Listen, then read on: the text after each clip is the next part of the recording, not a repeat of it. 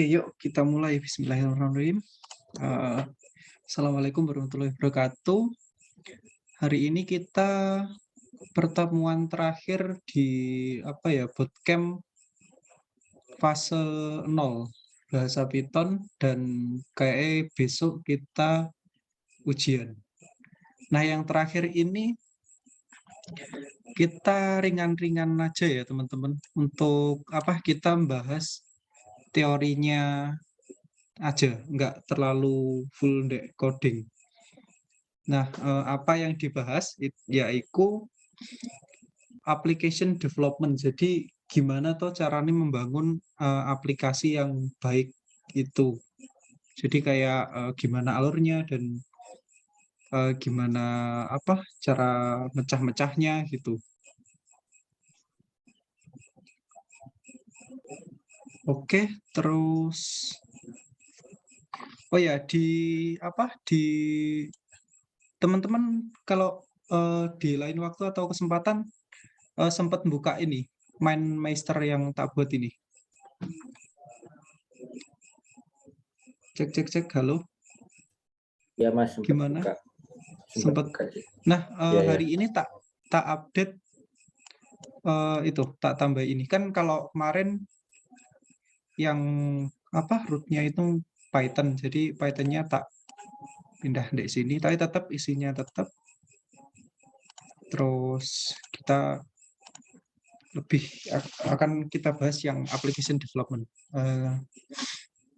Nah, di application development itu ada yang namanya CICD, atau kalau kita Google itu CICD. Nah, ini apa itu CICD? Yaitu continuous integration, adalah mengintegrasikan kode kita ke dalam repository kode dan menjalankan pengujian otomatis, cepat, dan sering. Sedangkan kalau continuous delivery atau continuous deployment itu untuk praktik yang dilakukan setelah proses CI selesai dan seluruh kode berhasil terintegrasi. Kalau di sini pengertiannya ribet ya. Mungkin kita nyoba cari gambar aja.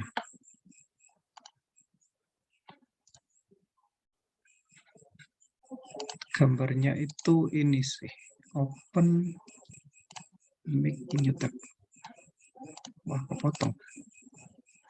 Oh, ini. Nah, ini CICD. Jadi harus tak gedein. CICD. Jadi kalau kita membuat aplikasi itu sebenarnya ada alurnya. Nah, gimana alurnya? Itu kayak gini. Dia kayak ini lingkaran atau circle yang terus-menerus. Jadi kita mulai dari plan, kode, terus kita build, kita test, kita release, kita deploy, terus kita operate, dan kita monitor, terus balik lagi kayak infinity gitu. Jadi kalau kita membangun sebuah aplikasi itu enggak cuma semata-mata kita ngoding gitu. Jadi kayak kita langsung ngode, ditulis kode programnya gitu. Oke, terus dijalankan, nggak ada error, terus selesai gitu. Nggak sesimpel itu. Jadi kayak ada semacam alur kerjanya untuk kita buat aplikasi. Nah, di CICD itu apa ya? Itu ada ini berapa poin ya? 8 poin.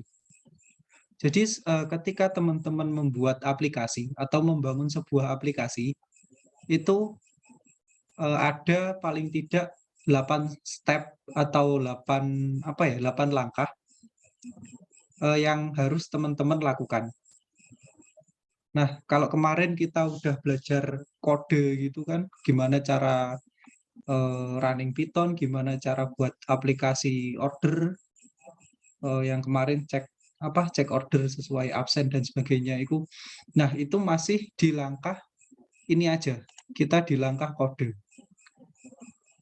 Jadi sebenarnya ada 8 langkah ini. Jadi ada plan, kode, build, gabus. Oh enggak. Ada plan, kode, build, testing, release, deploy, operate, sama monitor.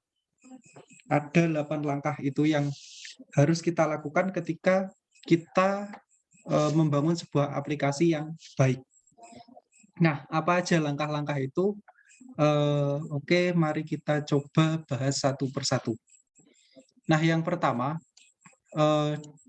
sebelum kita membangun sebuah aplikasi, tentunya kita juga harus punya rencana. Jadi, gimana tuh aplikasi ini berjalan gitu, atau gimana aplikasi ini apa aja fitur atau fungsi-fungsi yang ada di aplikasi kita itu, apakah ngolah data atau apakah intinya fitur-fitur di aplikasi itu apa aja, itu kita rencanakan dulu.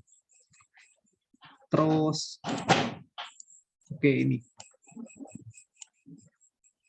Jadi terus kita juga di plan desain ini kita juga menentukan bahasa apa yang ingin kita pakai gitu. Oh, kalau aplikasi ini kita misalkan pakai JavaScript atau Python gitu. Nah, kita tentukan di plan atau desainnya itu. Nah, selain itu, di plan atau desain itu kita juga menentukan istilahnya ini, namanya application stack. Nah, apa itu application stack? Application stack itu untuk apa ya? Kalau kita buat program, itu kan nggak murni buatan kita sendiri. Kita butuh aplikasi-aplikasi pihak ketiga. Contohnya, itu database.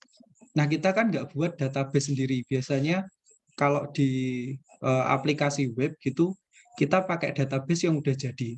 Namanya bisa Postgres atau MongoDB. Kalau teman-teman uploader itu udah familiar sama MongoDB, itu harus diinstal ketika bot uploadnya running atau jalan atau ada di komputer. Nah, itu salah satu application stack-nya. Terus kita juga butuh apa aja selain database, misalkan server, web servernya itu kita butuh Apache atau apa gitu untuk menjalani program kita atau kode yang telah kita tulis. Nah, selain itu kita juga harus tahu framework. Framework itu apa? Framework itu misalkan kita membangun sebuah website yang besar gitu. Nah, kita kan biasanya pakai library-library yang udah ada di internet. Contohnya kemarin udah sedikit tak singgung di Python di pertemuan sebelumnya. Kita bisa pakai Flex gitu. Kalau ini Flex, nah itu salah satu framework atau kerangka kerjanya kita ngoding nanti kalau kita milih bahasanya itu sebagai bahasa Python. Nah, kalau di PHP itu ada Laravel, kalau di JavaScript nanti kalau mungkin diajari Mas Tony itu pakai Express. Nah, di plan dan desainnya itu kita harus nentuin juga yang namanya framework itu. Nah, selain itu kita juga nentuin desain pattern. Nah, apa itu desain pattern? Desain pattern itu adalah cara kita memilah-milah komponen yang ada di program kita. Misalkan kalau kita punya aplikasi website gitu, website order. Nah, itu kita pilah-pilah komponennya seperti apa gitu. Itu namanya desain pattern. Misalkan di dalam sebuah aplikasi website itu kita pilah-pilah komponennya, itu kita bisa berdasarkan pertama itu model atau misalkan data model itu untuk untuk mengurusi data, misalkan mengurusi input output data, dan kita bisa bedakan namanya service gitu. Service itu untuk ngurusi bisnis logiknya, atau ketika proses datanya, misalkan datanya itu diolah dari list absen jadi kumpulan data yang udah jadi, misalkan hari ini itu dia sing CS absen berapa itu, nah itu diolah jadi service gitu. Intinya desain pattern ini adalah kayak pandangan terbaik kita untuk gimana memilah-milah kode kita agar desain di aplikasinya itu enak. Nah, biasanya kalau di desain pattern itu ada yang namanya mungkin ini dari teman-teman banyak yang istilah asing ya, tapi coba teman-teman explore. Ini tak sediain reference-nya. Aduh, nah ini refactoring guru ini adalah kayak kumpulan desain-desain aplikasi yang udah bagus. Jadi kita nggak perlu nentuin lagi desain kita sendiri gitu. Ada proxy, dekorator, MVC, model view controller, nanti mungkin sangat berguna kalau kita di fase 1 atau 2 untuk bikin sebuah website. Nah, desain pattern itu simpelnya gini sih teman-teman. Kalau misalkan di luar kode ya, kita itu mendesain sebuah perusahaan gitu. Nah, kita itu bedakan secara apa gitu. Misalkan, kalau perusahaan itu yang baik itu ada keuangannya gitu, ada adminnya, ada teknisi IT-nya gitu, misalkan gitu. Nah, pemilah-milahan itu namanya desain pattern atau pola desainnya. Nah, bisa aja di perusahaan lain mungkin, kalau perusahaan yang baik itu nggak harus ada adminnya, tapi cukup ada kepala sama pegawai lapangan gitu, misalkan gitu. Nah, itu kan polanya udah beda. Nah, semacam itu kalau di program atau application development itu namanya desain pattern. Jadi ada pandangan bahwa desain pattern ini aplikasi itu yang baik harus ada model. Model itu untuk input output ke database, sedangkan service itu untuk ngurusi logikal proses. Terus misalkan view itu untuk ngurusi tampilan. Nah, kayak semacam itu, kayak milah-milah kodenya seperti itu yang dinamakan desain pattern. Nggak apa-apa kalau teman-teman sekarang itu masih kayak ngrambyang gitu, tapi cukup dipahami konsep awalnya kalau desain pattern itu untuk beda-bedakan kodenya itu sesuai dengan tugasnya masing-masing. Nanti kalau kita udah ngoding yang lebih kompleks dan gede, itu teman-teman bakal tahu sendiri desain pattern ini kayak apa dan gimana efeknya ke efisien kita ngoding dan aplikasi kita mudah untuk dikembangkan. Jadi gitu. Nah, tahap plan dan desainnya. Nah, kalau kita udah punya desainnya, misalkan, aku menggunakan database Postgres gitu, atau desainnya itu aku pilih yang ada modelnya, ada servisnya, ada reponya, misalkan gitu. Selanjutnya, step selanjutnya kalau kita udah punya desainnya, nah maka hal yang kita lakukan adalah ngode atau membuat kodenya gitu. Jadi kita tulis desain aplikasi tersebut di dalam bentuk kode.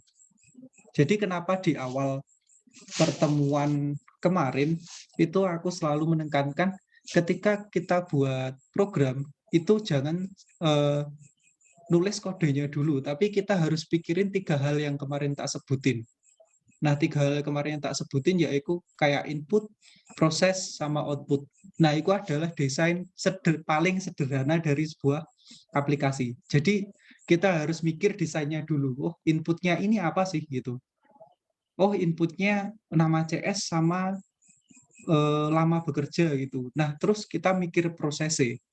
Prosesnya gimana sih? Prosesnya ketika CS ini udah bekerja sekian tahun, dia dapat tunjangan sekian dan gaji pokoknya 800 ditambah tunjangan kayak gitu. Nah, itu proses. Nah, output-nya gimana? Output-nya itu kita tampilin gaji dan tunjangannya, misalkan gitu. Nah, ketika kita mikir kayak gitu, sebenarnya kita udah melakukan step yang namanya plan atau desain ini. Jadi kita desain aplikasinya dulu. Nah, selanjutnya baru kalau kita udah paham desain kita, baru kita coding. Jadi kita kodekan desain itu ke dalam bahasa yang kita bisa. Kalau contoh kasusnya kemarin kita coding ke bahasa Python. Nah, selanjutnya kalau udah ngoding, itu ada step build. Nah, apa itu step build? Nah, kalau di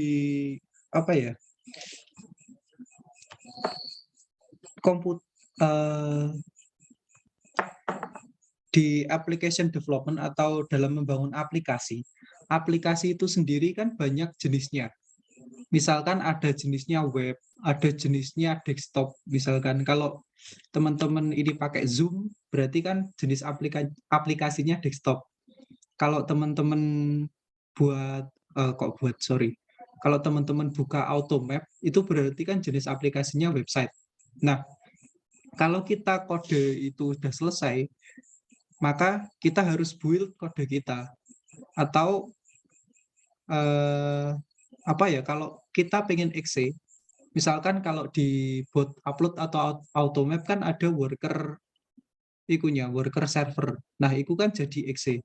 Nah, itu harus dibuild dulu dari kode, kita dimasak dulu, dibuild jadi exe. Nah, itu step build. Yang keempat itu ada step testing. Jadi ketika teman-teman buat aplikasi, nah dan udah selesai, tentunya kan teman-teman juga ngetes aplikasinya atau ini aplikasi udah sesuai dengan apa yang kita inginkan atau belum sih gitu. Nah, step itu diperlukan untuk verifikasi aplikasi itu udah bener-bener jalan sesuai keinginan kita. Step itu yang namanya testing. Nah, testing itu sendiri dia itu ada dua, manual, kita ngetes manual, jadi kayak teman-teman kemarin kan buat program selalu ngetes manual, diinputkan usernya manual, terus kita running Python run.py gitu kan. Nah, itu termasuk manual. Manual itu juga sendiri dibagi dua kayak black box testing dan white box testing. Nah, apa bedanya teman-teman bisa explore sendiri lebih dalam. Nah, selanjutnya selain manual itu kita juga bisa otomatis. Jadi untuk memverifikasi aplikasi kita, itu juga kita bisa otomatiskan. Yaitu ada 3 itu, kita bisa end-to-end testing, komponen testing, sama unit testing. Jadi gitu. Nah, kalau aplikasi kita udah sesuai yang kita harapkan, udah jalan, udah ya intinya nggak ada bug dan sebagainya, nah itu baru kita rilis.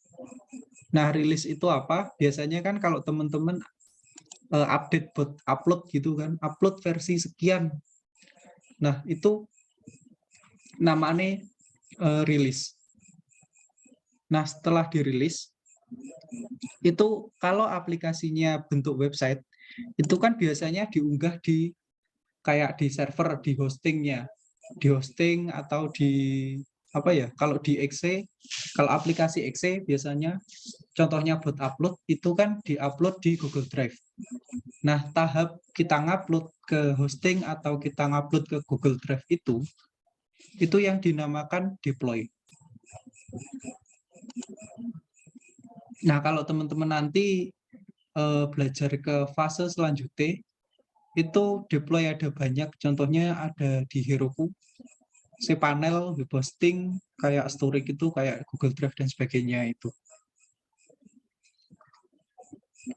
Nah, kalau udah di-deploy dan aplikasi udah diterima user, nah tentunya step selanjutnya itu si user operate atau ya mengoperasikan aplikasi kita itu. Nah, selanjutnya kalau aplikasi kita itu udah selesai, udah diterima sama user dan udah dioperasikan normal. Nah, apakah kita itu di application development atau membangun sebuah aplikasi itu sudah selesai? Itu belum. Jadi kita juga harus melakukan yang namanya monitor. Nah, monitor itu apa? Monitor itu untuk ngecek apakah ketika program itu diterima user itu mengalami bug atau enggak, atau ada error atau macet atau gimana gitu. Nah, itu kita yang namanya step monitor. Nah, kalau di monitor ini kita menemukan bug. Kita menemukan bug misalkan kalau di bot upload gitu ya. Oh, ini dapat bug nggak bisa nge-grab gitu. Nah, untuk menemukan bug-nya itu kita biasanya melakukan monitor ini. Jadi dipantau gitu botnya. Nah, kalau kita ketemu bug, baru kita fixing lagi sesuai tahap yang di awal lagi. Jadi kayak apa ya, mulek gitu. Bukan mulek sih. Kalau udah dimonitor, kalau ketemu bug, kita desain ulang lagi. Apakah ini memerlukan desain ulang aplikasinya gitu. Misalkan, oh ini ada bug upload. Nah, kita kan perlu desain lagi. Kita juga perlu mode lagi, build, terus kita testing lagi, terus kita rilis lagi, misalkan bot upload versi 2 bisa nge-grab gitu. Dan kita deploy, terus dioperasikan ke user, lalu kita monitor lagi. Sampai kalau kita nemukan bug lagi dan kalau kita ketemu error-error lagi, kita kembali ke awal ini. Nah, jadi seperti itu siklus developing-nya atau membangun sebuah aplikasi. Jadi kalau teman-teman bisa ngode itu hanya salah satu dari 8 step untuk application development atau membangun sebuah aplikasi. Jadi kayak gitu. Ini mungkin hari ini kayak sedikit praktek ya. Jadi kayak teori-teori dulu agar nanti kalau teman-teman ke fase 1 atau 2 sampai 3 itu lebih enak jelasinnya. Terutama di ini kita desain pattern ini teman-teman bisa explore framework, application stack dan sebagainya.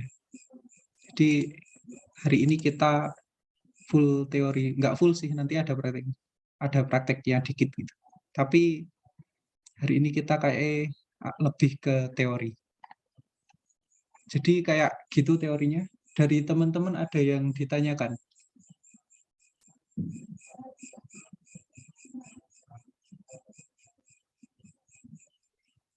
Cek, halo. Gimana?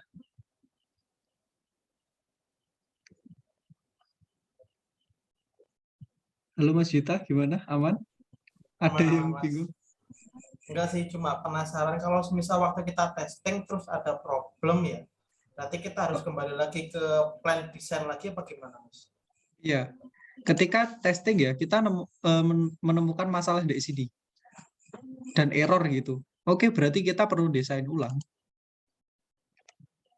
Atau apa ya, desain aplikasi itu kalau desainnya udah bagus tapi tinggal fixing ya udah plan desain ini udah mantep, kita kode ulang lagi dan kita build ulang lagi.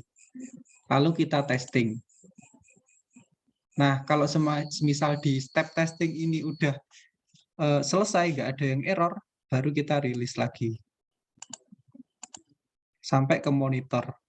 Misalkan nih kalau kita di deploy error gitu.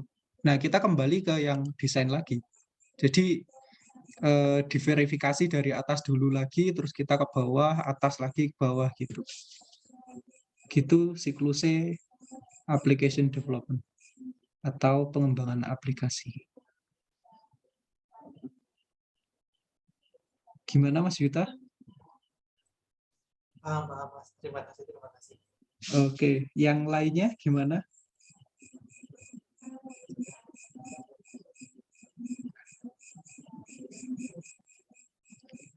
Mas Civo gimana, ada yang Mas Sipo ya? Cek halo. Nggih, Mas. Iki Gimana? mungkin wonten praktek damel niki napa mboten, Mas? Kita nanti kayak kita nyoba yang automated testing ini. Tapi cuma pengenalan aja, nggak sampai ke dalam-dalamnya. Cuma Oh, sekedar nggih, Mas. tahu aja gitu. Nggih, matur suwun, Mas. Oke.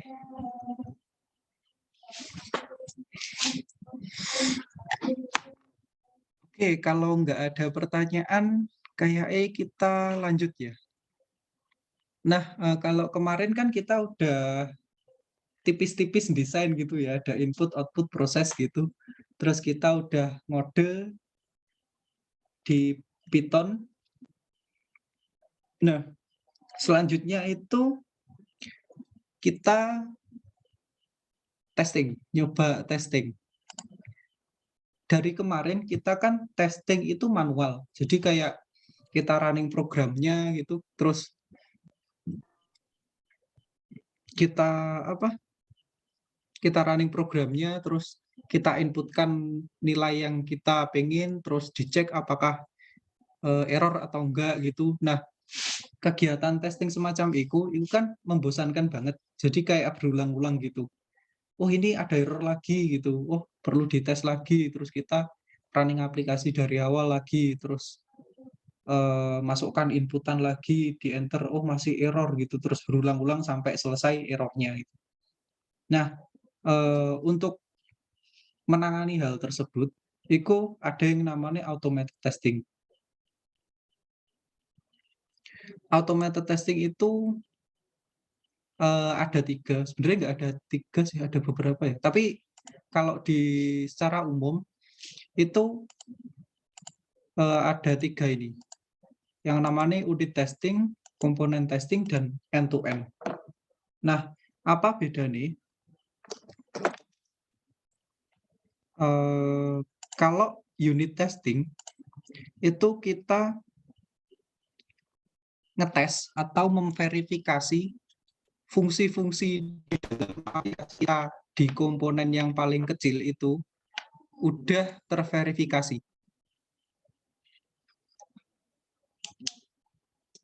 Jadi kalau digambarkan itu bisa gini, unit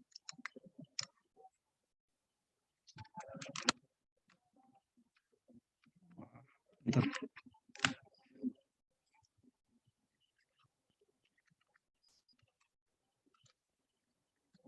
Gambarkan testing, terus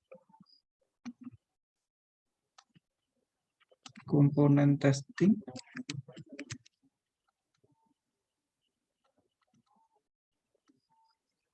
sama end-to-end testing.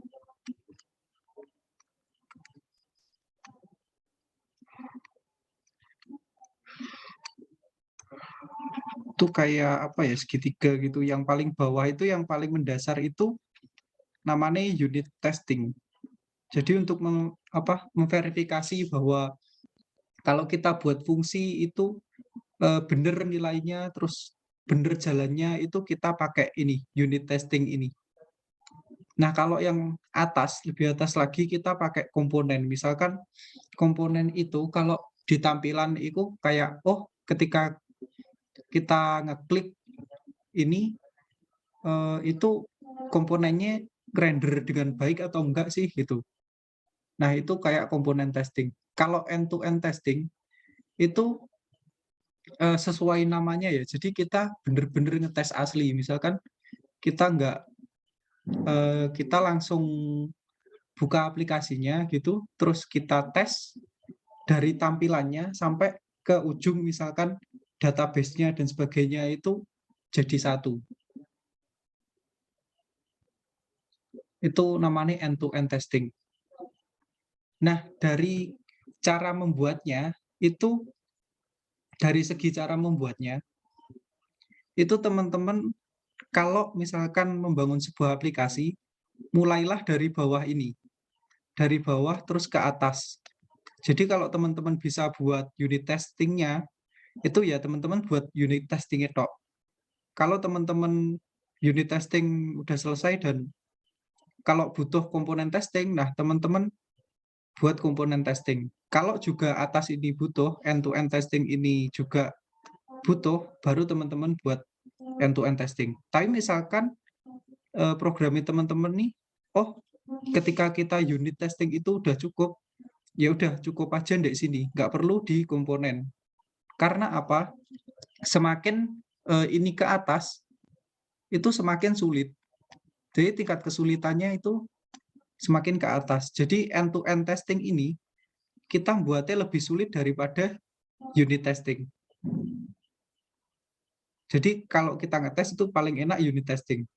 Makanya itu kalau kita buat program, hal yang paling simple kita tes itu mulai dari bawah dulu atau unit testing dulu. Nanti ke atas kalau diperlukan gitu. Itu sekilas dari gimana cara testing atau automated testing di aplikasi yang bagus atau baik. Karena kebanyakan programmer pemula atau ya intinya yang belajar ngoding-ngoding itu, ketika dia sudah bisa ngode, dia lupa nggak belajar gimana sih caranya melakukan testing yang baik untuk sebuah aplikasi kita. Jadi itu. Oke, dari teman-teman ada yang mau ditanyakan? Cek, halo. Mungkin dari Mas Mukhtar, gimana? Masih belum, Mas. Oke, Pak Purna mungkin? Ya, dari belum, soalnya baru datang, baru tahu. Oke. Hari ini full teori tok, Pak. Mungkin agak bosen, tapi ya mau nggak mau sih. Oke, jadi itu ya. Terus jam berapa ini? 8.51. Oke. Terus gimana cara melakukan unit testing gitu? Nah, kita akan nyoba simple unit testing. Jadi kayak buat unit testing. Gimana sih di Python itu unit testing? Untuk melakukan sebuah unit testing. Oke. Nah, misalkan di sini aku punya sebuah program apa ya? Hitung luas gitu. Hitung luas persegi.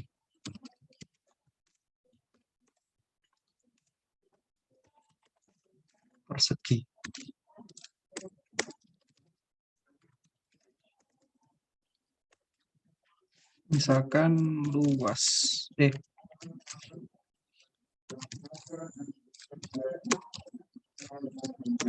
panjang, masukkan panjang persegi, terus lebar, masukkan lebar persegi, terus kita coba ambil luasnya, luas panjang kali lebar, terus print luas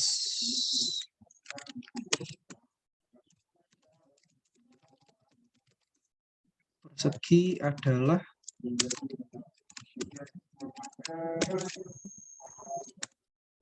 kayak gini misalnya.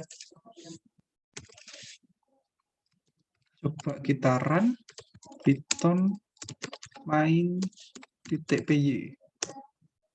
Misalkan 20 kali 5. Nah, luas persegi adalah 10. Misalkan kita punya aplikasi gini, hitung luas persegi, bukan persegi ya, persegi panjang. Kita punya program untuk hitung persegi panjang. Nah, gimana cara testingnya? Nah, barusan yang tak lakukan itu secara tidak langsung kita testing manual. Jadi kita running programnya, terus kita masukkan datanya, terus kita lihat hasilnya gitu. Nah, itu kan ini program masih simple, masih inputannya nggak banyak. Tapi misalkan kalau program kita kompleks dan besar, itu kan sangat butuh waktu sekali untuk testing. Nah, makanya itu tadi kita menggunakan yang namanya unit testing. Kalau di Python, itu ada dua library untuk unit testing. Yang pertama itu namanya unit test. Ini. Kalau teman-teman impor, itu ada yang namanya, nah ini, unit test. Ini untuk testing. Untuk unit testingnya Python. Tapi ada library yang lebih simple untuk testing, itu namanya PyTest. Tapi itu kita harus install dulu. Jadi kita install pip env install PyTest. Oh ya teman-teman, screen-nya kekecilan atau enggak? Tak besarkan. Oke, kita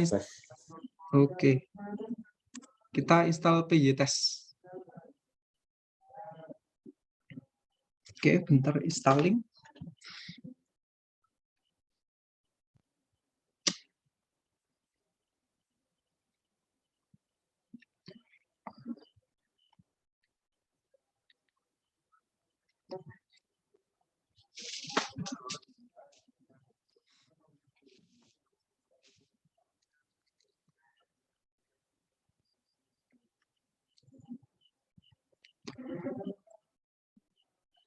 Oke, udah selesai.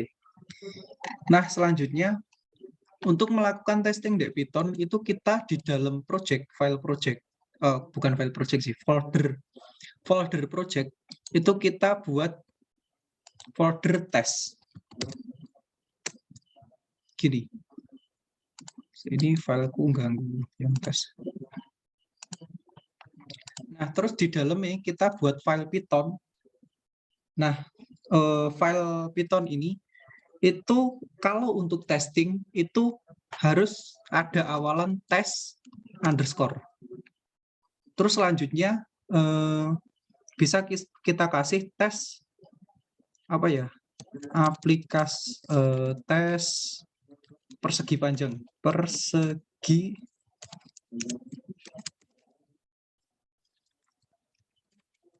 panjang .py.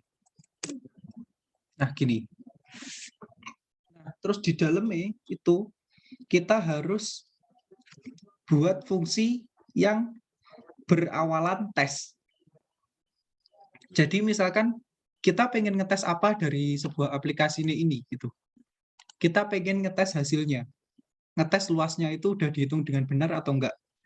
Kita bisa lakukan gini. Tes. Nah, ini harus ada awalan tes. Tes hasil sudah benar. Sementara kita errorkan dulu di sini rise. Ini error ketika kodenya belum diimplementasikan. Tes belum diimplementasikan. Nah, cara ngetesnya gimana? Itu kita tinggal panggil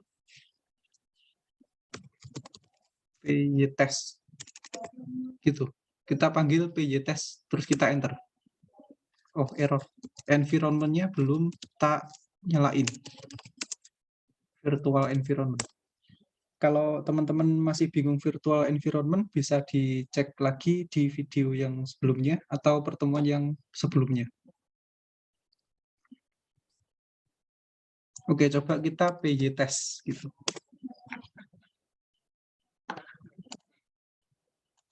Oh, kok nggak detect?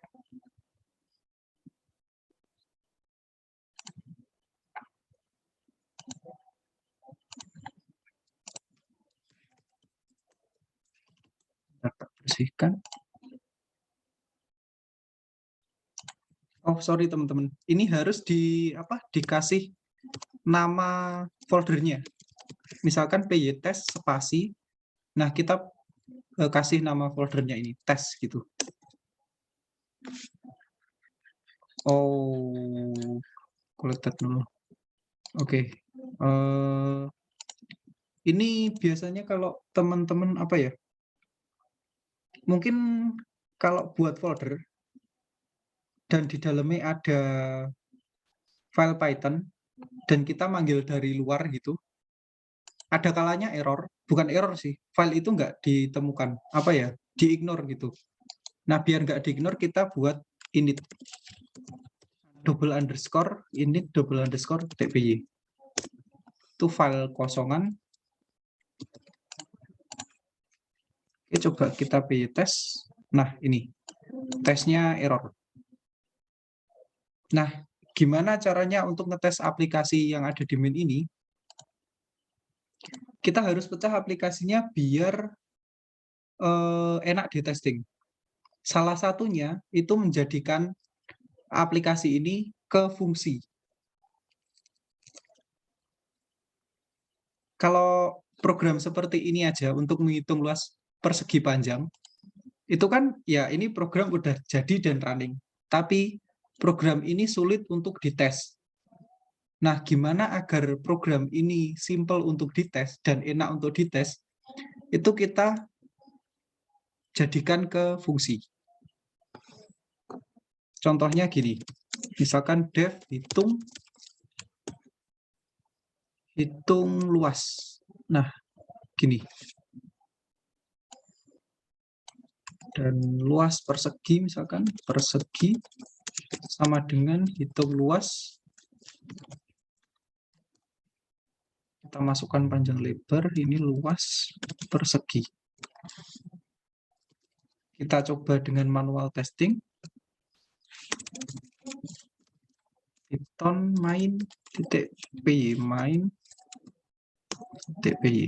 misalkan 10 2 gitu. Nah, oke, jalan. Nah, kalau kita ngetes otomatis itu kita impor fungsinya ini. Nah, cara ngimpornya gimana? Kita bisa panggil main ini. Fungsi ini bisa kita ambil terus kita masukkan di file test ini. Caranya dari from main, kita impor, kita ambil fungsinya, yaitu apa tadi namanya? Hitung luas. Hitung luas. Nah, terus kita tes hasil sudah benar, itu kita tes. Hitung luas itu, kalau kita masukkan 2 panjangnya dan kita masukkan 3 lebarnya,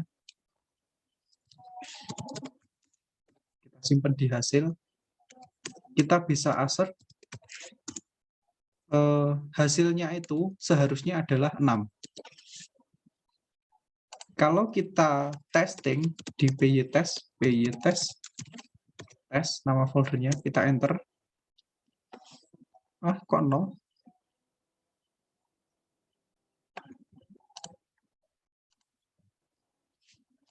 Oh, bentar. Ini karena dia minta ini. Kita buat fungsi untuk run.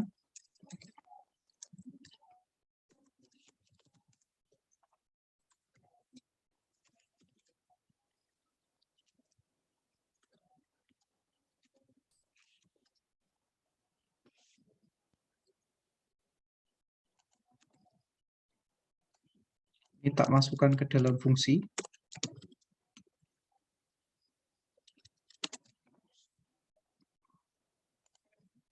Jadi dia ngambil panjang dari input, lebar dari ini input juga, luas perseginya. Dia manggil hitung luas ini, dan lalu di print. Dan kita panggil run-nya ketika ini. Untuk teman-teman yang bingung, ini nanti tak jelasin kenapa harus ada ini, if name sama dengan main ini. Tapi coba kita running py test-nya dulu. Nah, sekarang paset. Jadi tesnya itu sudah pas, atau itu komponen kita yang kita tes, ini kan yang kita tes hitung luas di sini. Nah, itu sudah sesuai kriteria kita. Kriterianya apa? Ini. Ketika kita masukkan 2 untuk panjangnya dan 3 untuk lebarnya, assert itu seharusnya hasilnya itu 6. Dan ketika ini di running, dites oleh PyTest, itu ketika hasilnya 6, nah ini pas. Jadi oke, udah melalui testing dan aman gitu. Dan kalau teman-teman ngetes lagi, misalkan kurang terima gitu, oh misalkan gimana kalau kita masukkan, kita tes, kita masukkan 10 gitu, panjangnya 10 dan lebarnya 10. Nah, assert seharusnya hasil yang didapatkan itu kan 100. Kita cek, oke tetap passed, berarti aplikasi kita yang ada di main ini itu aman dan berjalan seperti semestinya. Jadi gitu. Misalkan nih, kita hitung luas ini kita otak-atik gitu. Kita mau benerin dan kita otak-atik gitu. Dan nggak sengaja itu panjang dikali lebar, seharusnya dikali itu kita tambah. Ini. Dan ini kan aplikasinya, oh ini ngebug gitu. Kalau kita testing manual, itu kan kita running satu-satu. Kalau PyTest tadi, cukup kita PyTest, kita panggil tes, kita enter. Nah, dia udah ngasih tahu. Di tes hasil sudah benar itu, dia nggak benar. Gitu. Hasil hitung luas ini, seharusnya kan 6. Tapi dia dapat 5. Karena ini kan tadi 2 tambah 3 kan sama dengan 5 gitu. Dia nggak 6, seharusnya 6 gitu. Nah, PyTest itu ngasih tahu, oh ini aplikasimu error gitu. Jadi lebih enak.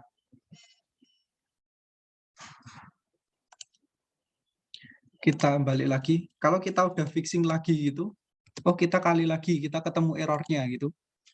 Kita cek lagi PyTest, nah dia pas kembali.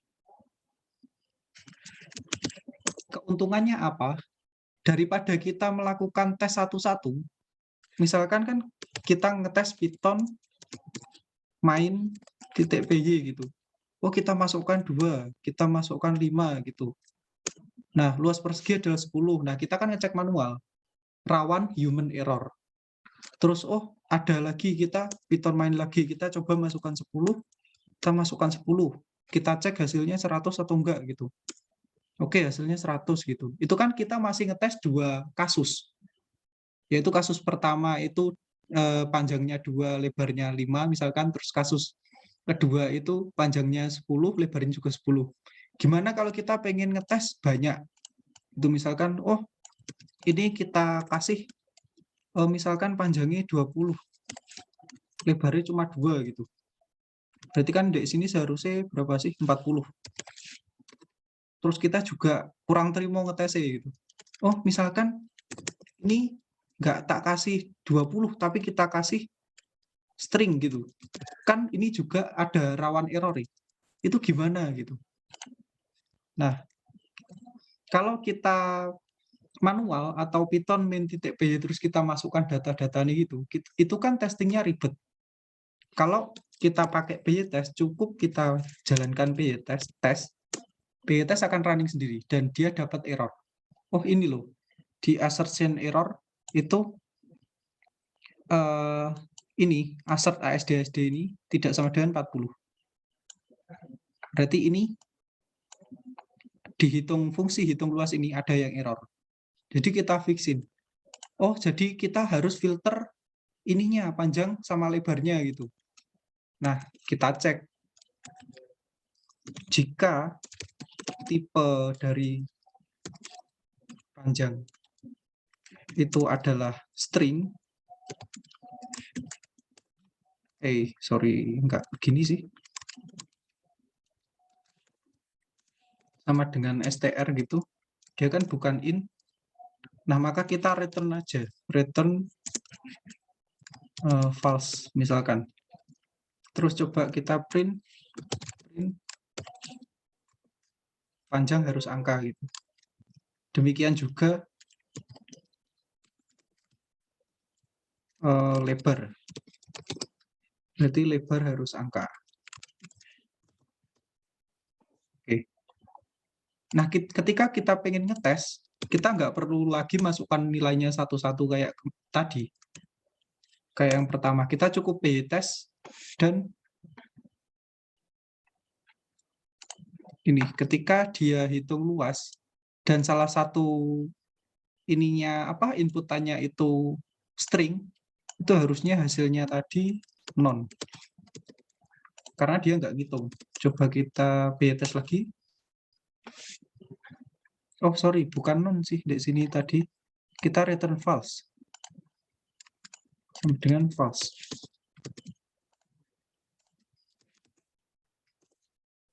Oke, passed. Berarti tes yang udah dilakukan PY test itu semuanya udah terlewati dengan aman. Jadi kayak gitu yang dinamakan unit testing. Dari teman-teman ada yang perlu ditanyakan?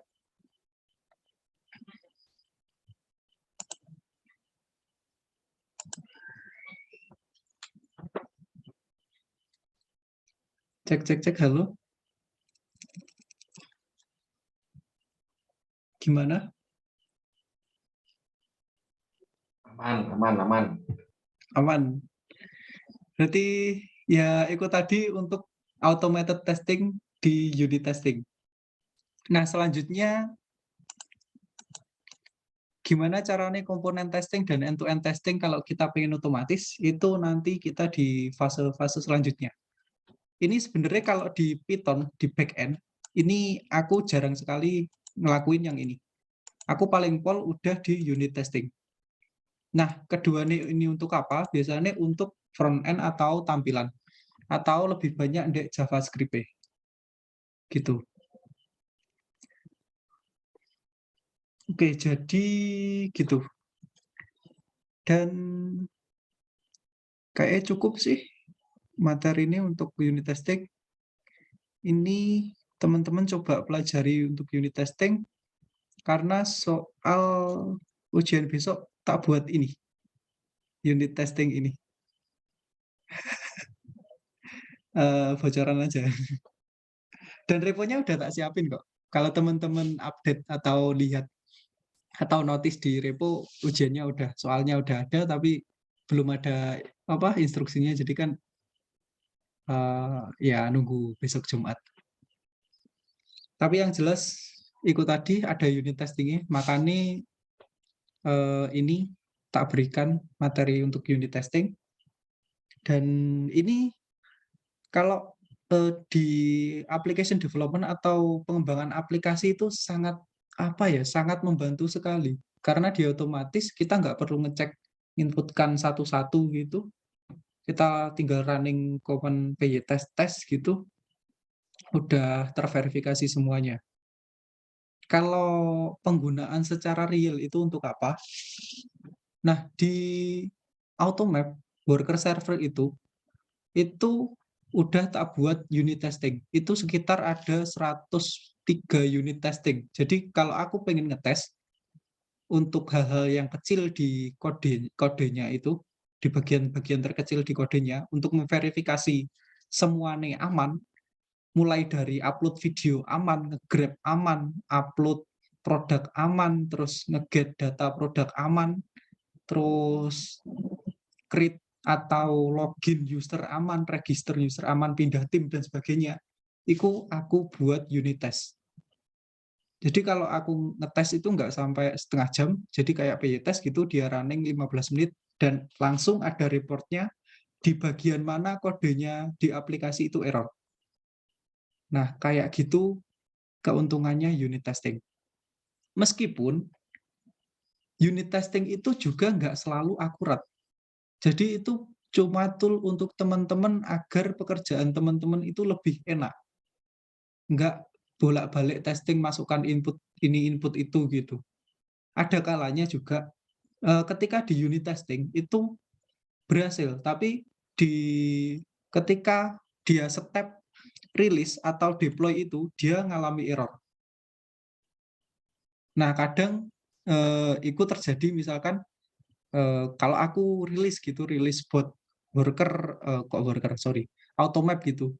Di unit testku udah aman, tapi ada CS yang laporan, Mas, ini kok aku nggak bisa upload ya apanya gitu. Oh, ternyata antara unit test yang kita buat itu salah, atau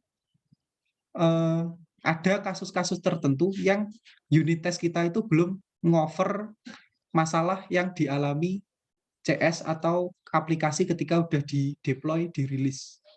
Itu. Jadi juga jangan terlalu 100% percaya sama unit test. Tapi unit test itu sangat sangat dibutuhkan ketika kita ingin melakukan otomatisasi untuk ngetes, dan sangat membantu kita untuk ngetes bagian-bagian yang kecil-kecil. Jadi kayak gitu. Makanya kalau unit test ya itu sih sangat penting banget untuk teman-teman pelajari. Oke. Kayak materi ini udah cukup sih. Karena besok ujian. Oh ya, di sini udah ada yang nge-break challenge-nya. Cek, halo, halo. Udah yang buka challenge-nya? Dan ketemu soalnya? Kecuali Mas Mukhtar. Bentar, Mas Mukhtar pengecualian. Upload tuh Mas. Gimana Pak Purna? Ketemu nggak?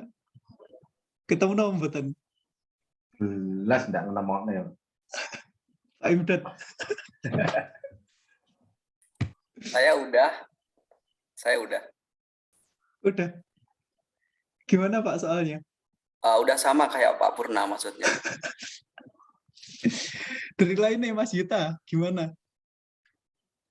Dulu Mas. Oke. Sama kayak Ini Mas Purna. kita bahas ya. Kita punya sampai kita 15 menit ya. Kita bahas. Bentar ada chat ini apa? Oh iya Pak Zen itu enggak Mas, tapi ngechat. Ini yang mana ini? Oh ini ya Pak Zen. Oke, maaf Pak Zen. Oke Pak. Oke, kita bahas ya. Kita buka. Kita lihat gimana cara menyembunyikan soalnya. Aku lupa linknya. BDC Bootcamp Backend Reference. Oke, mana yuk? Oh ini. Ini kayak apa ya? Inspect. Kalau kita punya sebuah website ini dan kita nggak tahu harus ngapain, hal terpenting yang pertama itu kita lihat kode HTML atau JavaScript-nya yang ada di browser. Caranya gimana? Bisa kita inspect. Bisa kita klik kanan, terus inspect. Gini. Atau teman-teman juga sekalian bisa nyoba langsung live. Bisa kita inspect dan kita lihat ini kan kodenya, ada kodenya banyak gitu. Kita bisa lihat konsolnya ini, kita bisa explore di sini. Atau kita juga bisa lihat source kodenya asli. Bukan source kode asli sih, apa? Kayak lebih simpelnya kita view page source ini. Oke, nah ini sumber sehingga menghasilkan tampilan ini. Coba kita lihat ada yang aneh atau enggak dari teman-teman? Ketemu hal-hal yang aneh? Bagi saya itu aneh semua itu. Kalau teman-teman notice, di sini ada yang namanya ini, soal 1 zip. Dia tersembunyi di sini. Di sini kode. Nah, ini apa? Ini A itu HTML untuk link. Jadi ini kayak semacam link. Kalau soal zip ini tak copy dek sini.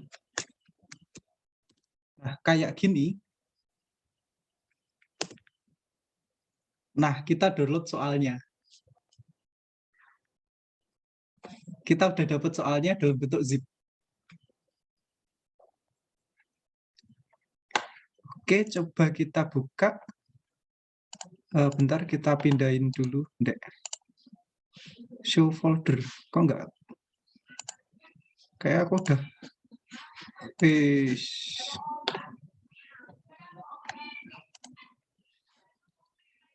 Ini soal, coba tak pindahin Ndek playground dulu. Bootcamp.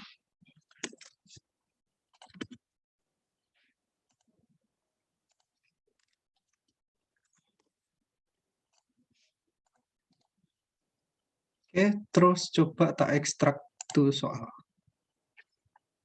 Kita coba lihat di VS Code. Nah ini. Di sini ada file example.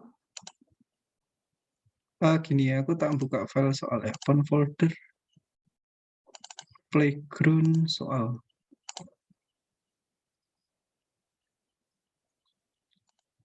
Nah ini dari zip yang kita dapetin tadi ya.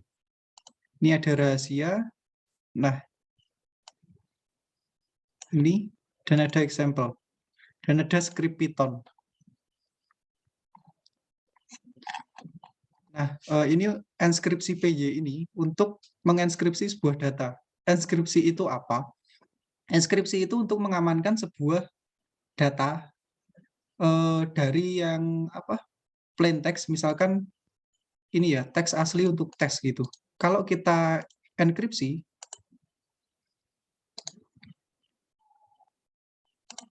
itu kita bisa menyembunyikan data aslinya. Misalkan Python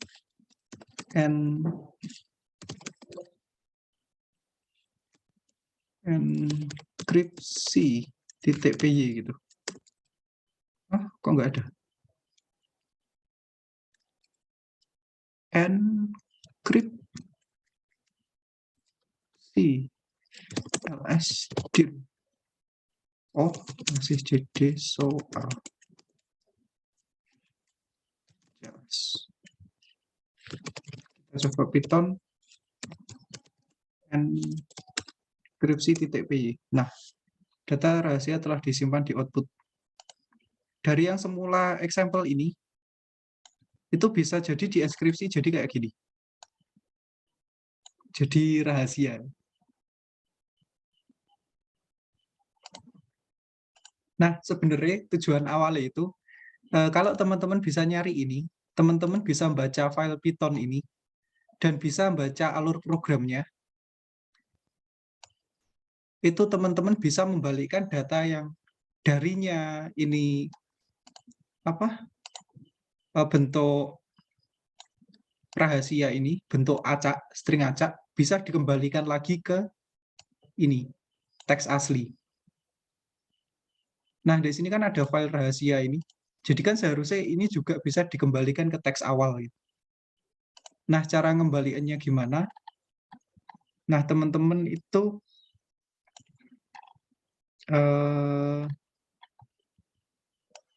tujuan awalnya bisa membaca alur program ini dan bisa membalikin data itu tadi.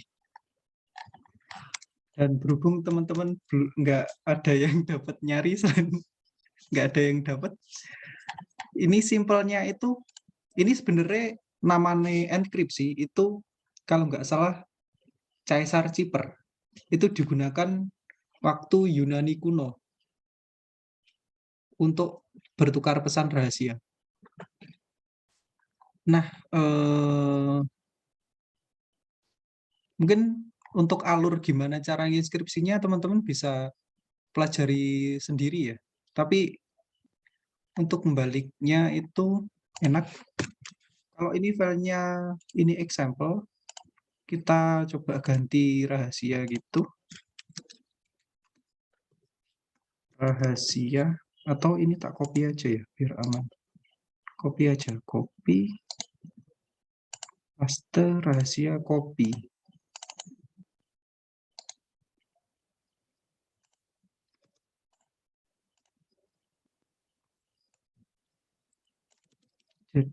.txt.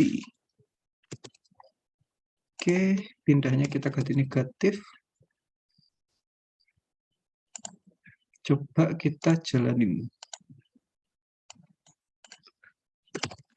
Python enkripsi. Oke, outputnya, nah ini. Soal ujian bootcamp fase 1, ini bukan ujian sih sebenarnya, aku salah tulisnya. Nah ini, tuliskan laporan selengkapnya mungkin bagaimana langkah-langkah untuk mulai dan mencari soal, dan upload file Python yang teman-teman gunakan untuk melakukan deskripsi data ini. Nah, ini soalnya yang teman-teman cari di challenge. Jadi kayak gitu. Dari yang semula kata-kata acak ini, itu bisa dikembalikan lagi ke data awal ini. Jadi kayak gitu. Mas Her, tak pikir Ya. minus itu nggak bisa ya. Bisa, Pak. Kemarin tak pakai 150, 170 sampai 130 kali 2. Acur tambahan. Tambah ngacak, Pak. Tambah mumut. Jadi ngoten apa?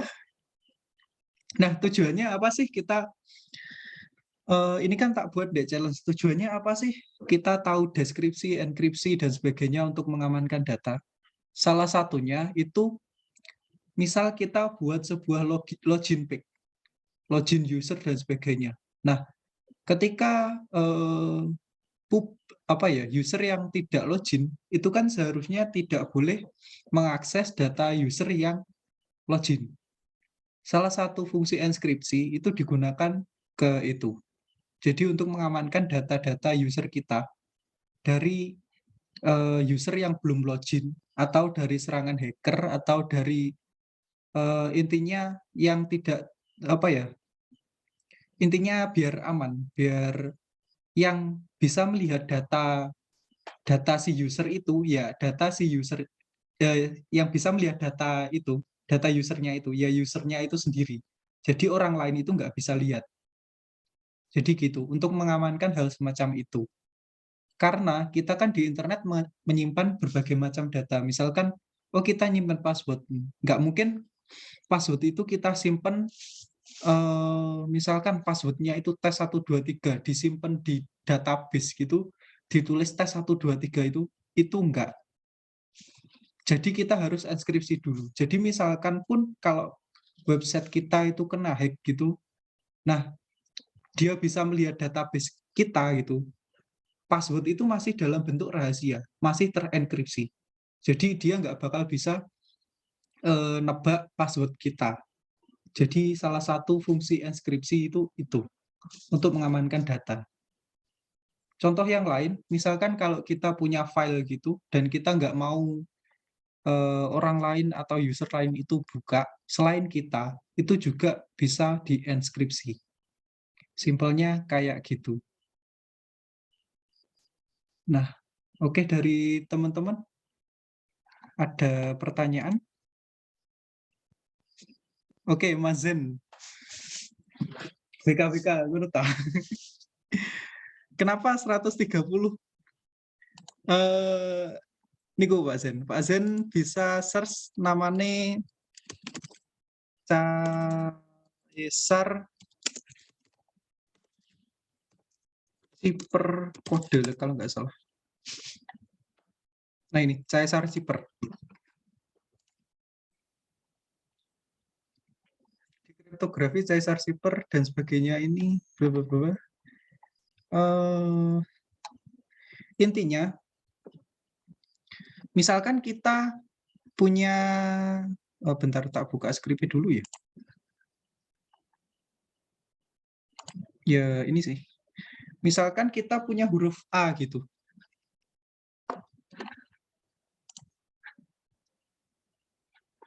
Ini ya. Kenapa kok 130 negatif 130?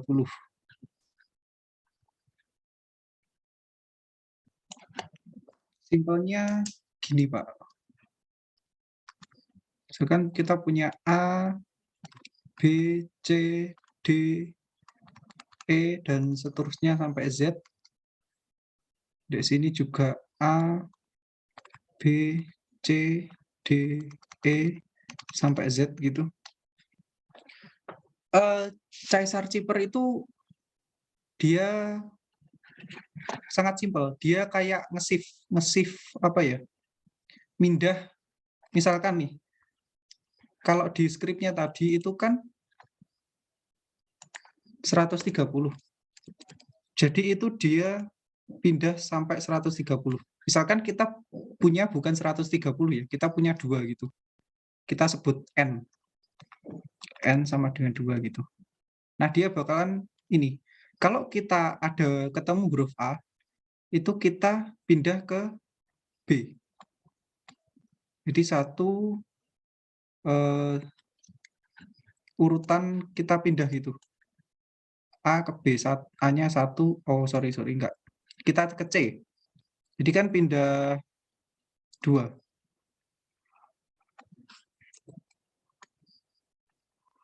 Di sini.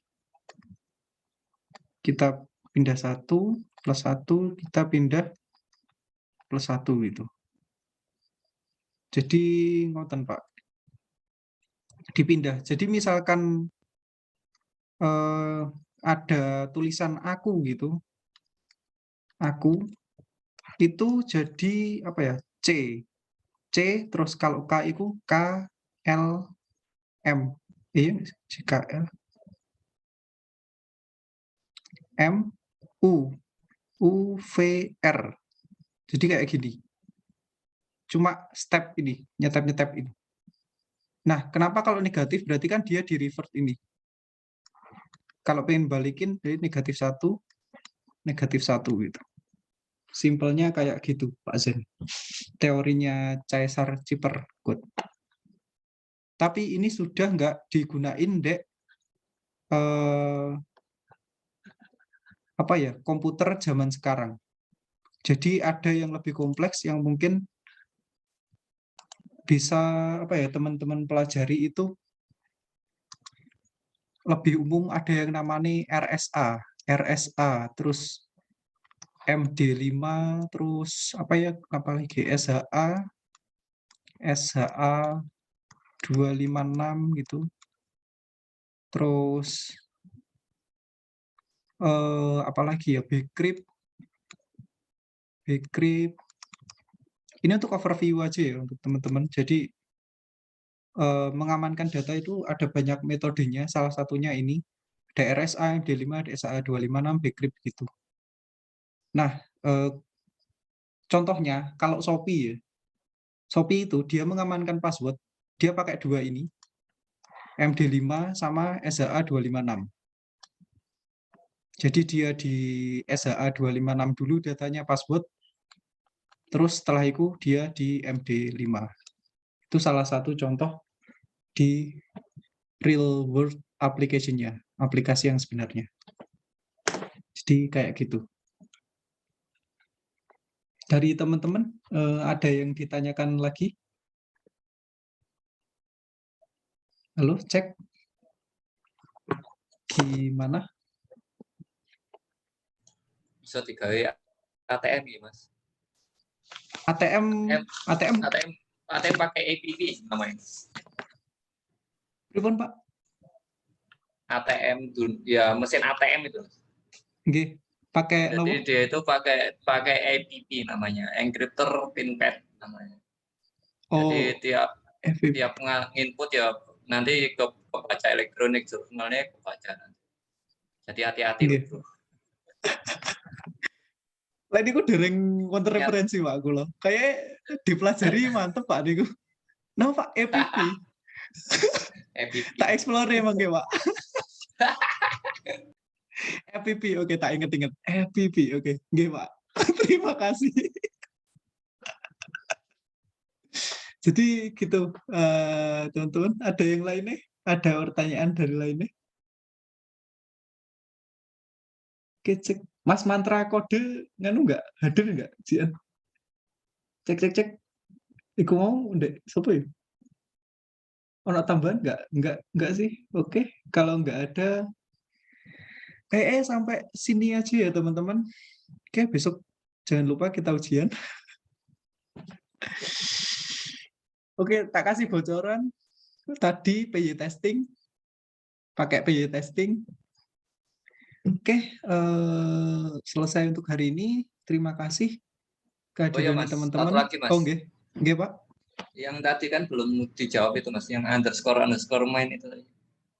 Underscore main. Oh iya lupa, Pak. Oke, makasih untuk diingatkan. Gini, itu simple sih, Pak. Sebentar tak open Playground. Oke, maaf sempat kelupaan. Main ini underscore name main.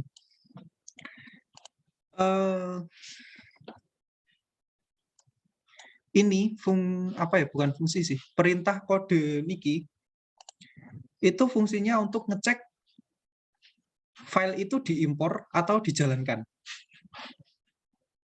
Jadi misalkan kan di PyTest tadi kita bisa ngimpor main. From main impor hitung luas.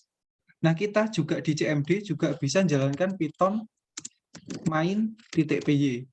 Nah, gitu kan teman-teman. Nah, the if main ini jika name-nya itu main, itu jalankan run.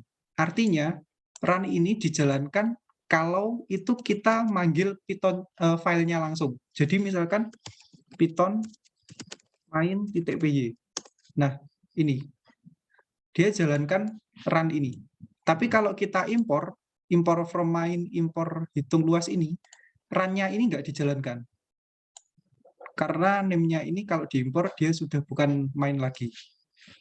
Jadi ini Pak bedanya. Intinya kalau agar main ini kalau diimpor, run-nya itu nggak perlu jalan gitu. Jadi kita cuma ngambil fungsinya ini saja, hitung luas dan sebagainya. Masih bingung Pak kayak pripun? Ini Mas, kan itu kan namanya main.py. Nah, Yeah. terus ada namanya underscore main underscore lagi .py. Apa harus sama namanya atau gimana Mas? Ini untuk membedakan kalau dia dipanggil Python atau sebagai library, Pak. Kalau kita print, coba kita kita buat file baru ya. Misalkan new file check main.py. Kita buang. Nah, ini kan ada variabel ini name. Variabel name terus dicocokkan apakah dia main gitu. Itu coba kita print aja. Print.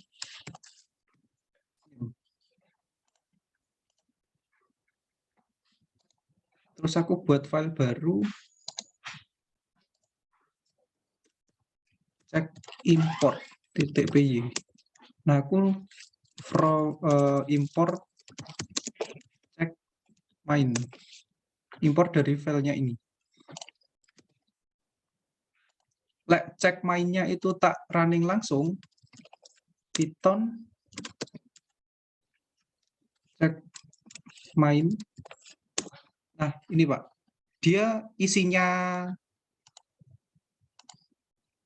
ini name itu ini main.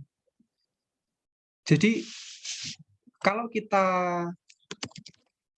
running yang cek impor dia kan ngimpor dari cek main ini.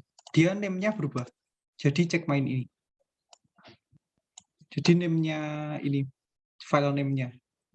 Nah, ini untuk ngakali bahwa bisa untuk buat perbedaan ketika ketika cek main ini dia dipanggil langsung, kita running sesuatu, tapi kalau diimpor nggak usah di running gitu. Untuk itu. Jadi kalau di sini kalau kita ngeprint running dari cek main gitu, cek main py cls, kita clear. Misalkan kita panggil langsung cek main. Nah, kan dia ngeprint juga Pak ini running running dari checkmain.py. Kalau kita jalankan Python check import, nah dia juga menjalankan ini. Nah, misalkan ini pengen, oh aku nggak pengen ketika diimpor ini tampil gitu. Nah, itu pakai ini tadi Pak, if jika name-nya itu isinya itu main, baru perintah ini dijalankan. Jadi kalau kita impor, nah dia nggak jalankan. Tapi kalau kita panggil langsung filenya, cek main, nah dia baru jalan. Bedanya gitu Pak. Pripun?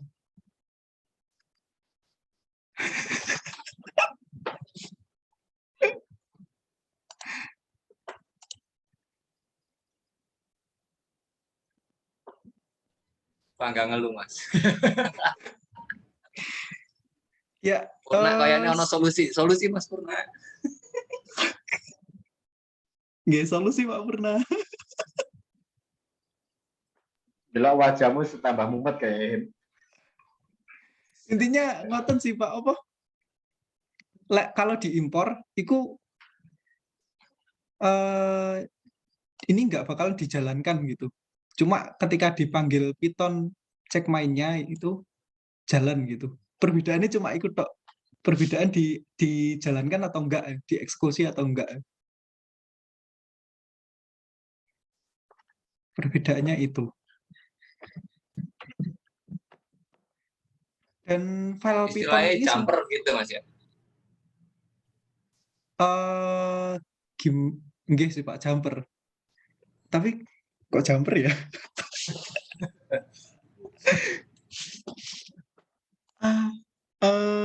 Iya ya. Biar lebih simple, ya itu udah simple sih Pak. Gimana ya?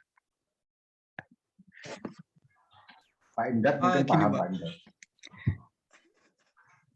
Pak Indra mungkin bisa membantu.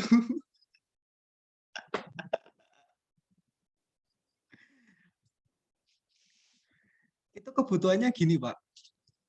Misalkan dek main ini kan, kenapa kok tujuannya tak kasih ini? Kan kalau di tes tadi, itu kan aku cuma butuh hitung luas. Jadi aku cuma butuh fungsi-fungsinya ini. Tanpa di dalam ini tak panggil dulu. Kalau ini tak hilangin, terus tak jalanin, run gitu. Nanti PY testnya itu running. Oh, kok nggak bisa? Pip env dan cmd.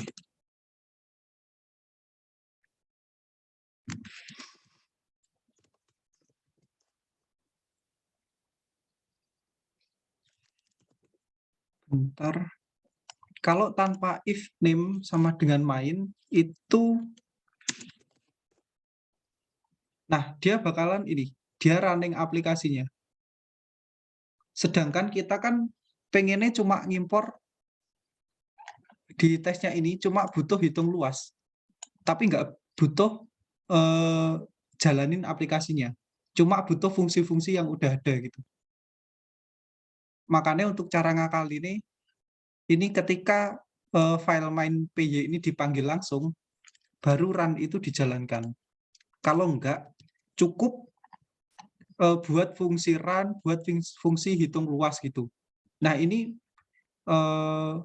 untuk menghandle-nya selanjutnya itu terserah PY testnya ini. Runningnya kapan, terus runningnya berapa kali, itu terserah PY testnya tadi.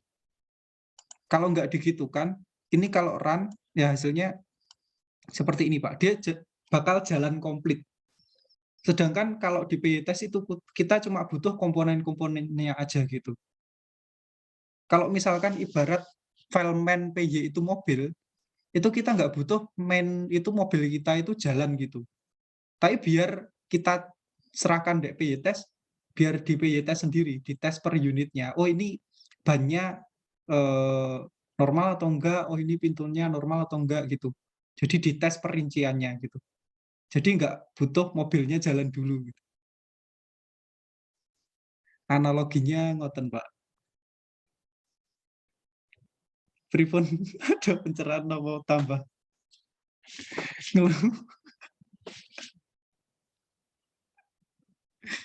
Intinya kalau aplikasi itu mirip mobil gitu kan, Pak. Kalau kita jalankan Python main PY gitu, mobilnya itu langsung jalan gitu. Tapi kalau kita PY tes itu ya mobilnya jangan dijalankan dulu gitu. Kita tes per komponen gitu. Kita tes oh pintunya itu bener atau enggak gitu. Terus spionnya bener atau enggak gitu. Kita tes ikut dulu. Tapi mobilnya jangan dijalankan dulu gitu. Perbedaannya di situ, Pak. Kalau dijalankan dulu kan PY tesnya bingung. Oh ini mobil pengen tak tesnya bannya pengen tak tes gitu, tapi mobilnya udah jalan, kan bingung ngetesnya. Kan sesuai namanya unit testing gitu, per unit. Kita tes bannya, kita tes pintunya, kita tes apa setirnya gitu. Jadi per unit komponen itu kita tes. Nah kalau mobilnya jalan dulu kan bingung. Kita ngetes bannya, oh bannya udah jalan, kan gitu analoginya, Pak. Semoga paham.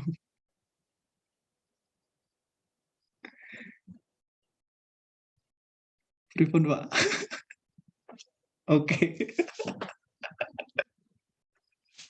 Aku tahu, Pak, kayaknya enggak terima gitu. Oke lah. Ya, itu sih, Pak. Oh, penjelasan terbaik. Oke, itu ya. Semuanya aman dan udah jam berapa ini?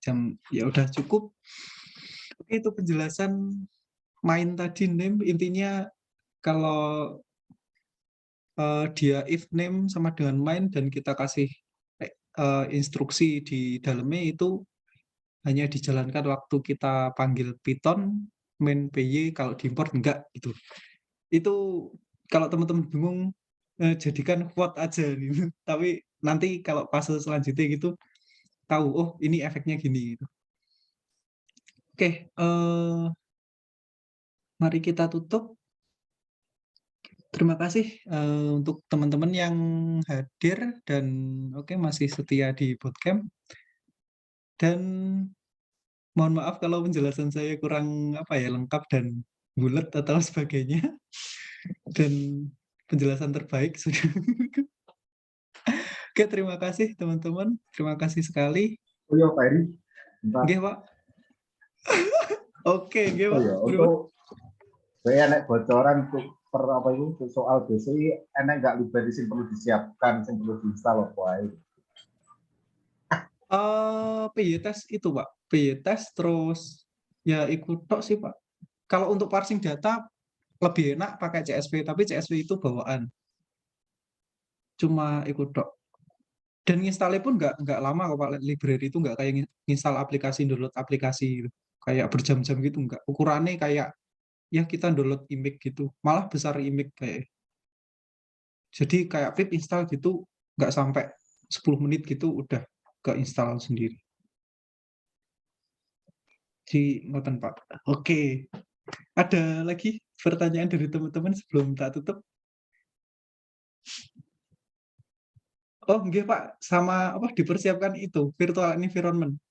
Di setup virtual environment nih. Kalau bisa sih. Tapi itu opsional juga sih. Tapi kalau nggak bentrok, Ngerti ya. ya yang video kemarin, Pak.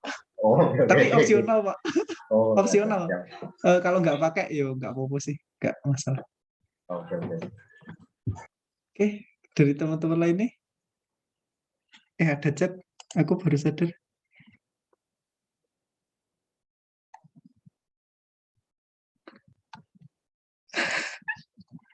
Oke.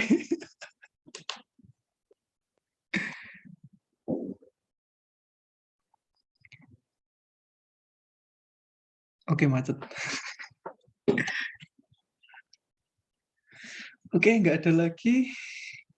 Oke, sampai mana tadi? Oke, tak tutup. Oke, terima kasih teman-teman. Zoom-nya tak tutup. Salam Rahayu. Terima kasih sekali lagi. Assalamualaikum warahmatullahi wabarakatuh.